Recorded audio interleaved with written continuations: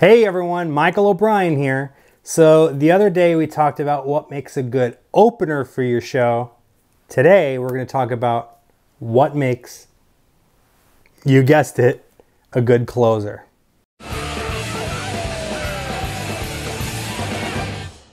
Hey everyone, thank you so much for joining me in this video. I wanted to discuss, since I talked the other day about opening tricks, what makes a good opener for your set. In this video, I wanted to talk about a good way to end your show, a good closer for your show. And it could be for stage, strolling, doesn't matter. These ideas will apply. Now, before I do that, I wanted to give a big shout out to all of my Mob Squad members that just joined. I wanted to name off just a few of those today. If you guys want to become Mob Squad members and have your name shouted out right here in my channel, all you have to do is just click the join button. For only $1 a month, you guys will get access to all of my tutorials, exclusive content, and early access to future videos. Don't forget to click the subscribe button as well, ring the notification bell, all of that good stuff. And for this week, I wanted to give shout outs to Jody Robbins, thank you so much, Colby Higgs, and Hablo Fluido. I hope I said that right. Thank you guys so much for joining. Really means a lot for all of your support. So let's go ahead and dive right into the content of this video. What makes a good closer? Now, in my opinion, the closer should have a couple things. Number one, it should really bring your whole act full circle. We talked in the other video about setting the tone. In this example, I think that you want to kind of take what your opener did and that string that you weaved throughout your whole act and bring that whole story full circle. So for example, let's just say my opening trick was a blank deck routine. I bring out a blank deck of cards and I talk about, look, this is a blank deck of cards. I got it at the playing card factory. This is what cards look like before you actually print the cards, whatever your patter is, and then you magically print the deck of cards and then go on to use the printed deck of cards in your act. Well, at the very end of my act, the trick that I like to perform the most is my Chicago closer. You've heard of the Chicago opener, but I'm talking about my Chicago closer, which essentially is a multiple phase routine where the deck changes color and then the spectator's card transposes with another spectator's card. But at the very end of it all, I spread the deck of cards out on the table and I explain to the spectators that all of this wouldn't be possible without the help of your imagination, because this entire time the cards have not existed. I mean, the cards themselves existed, but they have not had any symbols, colors, letters, or anything, and I'll prove it. And then I turn the cards over and all of the cards end up being blank again, hence bringing the thing full circle. So I start off with blank cards, I go through my whole set, and then the cards end blank again. So another example of this might be maybe to open up the set. There's another opener that I do with a rose, where I magically produce a rose and then I pull some of the petals off the rose and I do a pseudo sponge ball routine with the rose petals, and then the rose petals get put back onto the rose. A good way to do a closer for your set might be at the very end of your routine to somehow make that rose magically appear again and to maybe set it down in the middle of the table, which leads me into the second thing that I think a good closer should have, which is a natural applause cue. You want to have a natural applause cue at the very end, obviously, so that people will clap for you, right? And they know that your routine is over. So you don't want to have to initiate an applause cue by, like, I don't know, using body language or bowing or gesturing or something. I learned a long time ago, what I used to do was I used to do my trick, walk up to the front of the stage and then bow to let them know that the show is over, and then everyone would start clapping. That's actually backwards. What you want to do is let everyone know that the show is over, they start clapping, and then you want to walk forward to the stage, take your bow, thank them so much for having you, and then walk off stage. So how can you do that? There's a couple ways to do that. Number one, you do a sort of bow-esque gesture. So You don't want to necessarily take a bow, but you can gesture to let them know that the thing is done. So for example, let's just say you're doing that whole rose thing that I told you about. Let's just say that the finale is, I don't know, spectators object thing, whatever it is that they chose in the last trick, and then you magically turn that into the rose.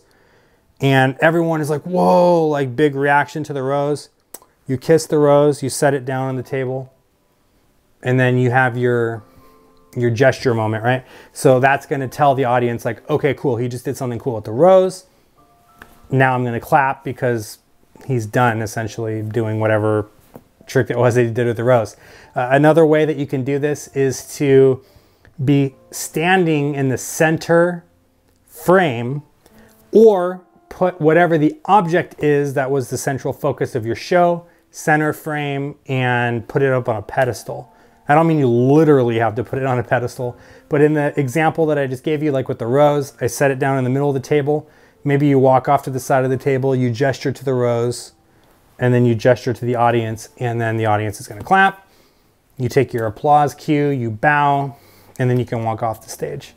In the example that I used for the Chicago closer for my blank deck routine, I spread all the cards face down.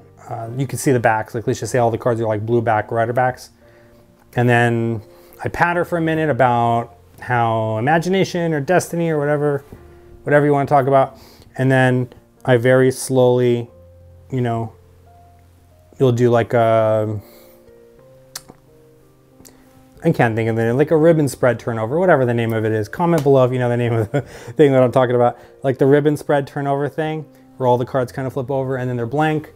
And then I gesture to the fact that the cards are blank. I walk to the side of my table and I point at the blank cards, or like do this thing with my hand. So people understand like, okay, like, whoa, that was really cool. Oh my God, they're all blank. And then they clap, I take my bow, and then that's the end of the show. So again, just like in the last video, I talked about watching Nick Locapo's top 10 openers for the Penguin Magic podcast, his interview with Eric Tate. They actually did another one, believe it or not, for closers. So I highly recommend you guys go and check that one out as well. Nick and Eric break down 10 different closers that Nick uses in his act, why they make good closers, and he talks about, kind of like how I did in this video, the things that he thinks go into making a good closer.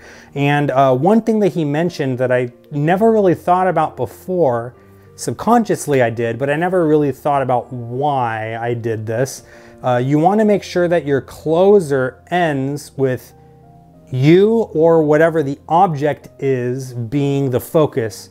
You don't want to have another spectator up on stage with you. You don't want them to be the focus for this. And the reason is because number one, you want them to clap for you. You don't want them to clap for that person and have in their mind that person be the last thing that they saw before you walked off stage. And number two, after the trick is done, you don't want to escort that person off stage and then have to get people to clap again and then take your applause cue. So for example, another effect that often I close my set with, and I closed my Penguin Live act with, is my Pokemon card to pocket, card to Pokeball routine that I do. And I have a spectator on stage with me. Now I have them on the stage with me with my closer, right? So I'm doing the card to pocket thing with the Pokemon cards, and then all of the cards jump to the pocket, all except for one. And then I show the card, I thank them so much, and then they go back to their seat, and I go, wait, hold on. Remember I said at the very beginning that Pokemon means pocket monsters, right? But Pokemon, believe it or not, they don't actually like to stay in my pocket. They prefer to be a lot more comfortable inside the Pokeball. And then I open up the Pokeball, I dump out a folded up card, I unfold the card. There's that moment where people realize that it's the card, they start clapping. I say, this is for you. I hand it to the person off stage. I walk back to the center of the stage. I thank them so much, and I take my bow. So, moral of the story here is you want to make sure that when you're doing your closer that it builds up to that moment where you have that applause cue. You want to make sure that it kind of brings your whole story full circle again. hinting back to maybe some of the twists and turns that you did in the beginning. And then you also want to make sure that the magic is strong. That's another big one. Make sure that the magic is strong and that you end on that high note with you center stage with all of the attention on you, so that, again, you get your applause cue, you walk off stage, you want you to be the last thing that they see. Or if you are not the last thing that they see, after you walk off the stage, whatever the focus of your act was. So for example, Helder Gimerez, another good friend of mine, what he likes to do is he uses wine glasses throughout his routine. That's kind of his recurring thing in his act. So after he's done doing his act, he'll take his bow, he sets the folded card inside of the wine glass, pieces out, and then he has this little display with like the cards around the wine glass with the folded signed card unfolded, but now inside of the wine glass is a nice little display. So that becomes the centerpiece at the very end. So there's a lot of different ways that you can end it. But what you don't want to do is, like Nick said, you don't want to end the show by asking the audience to applaud for you by bowing at them, or by having a spectator on the stage with you during the finale and then asking them to leave and then trying to get a second, you know, applause cue so that you can take your bow and walk off the stage. Anyways, I hope this was helpful for all of you. If you enjoyed it, let me know. Let me know what some of your favorite closers are in the comments if you haven't already. Would like to hear from you guys, and don't forget to check out that video. I will leave a link right here in the description below. The top 10 closers by Nick Locapo and Eric Tate. They're going to talk about it. They have a lot of really good advice for you guys. Highly, highly, highly recommend you go check that one out. Anyways, I'll see you guys next time. Take care.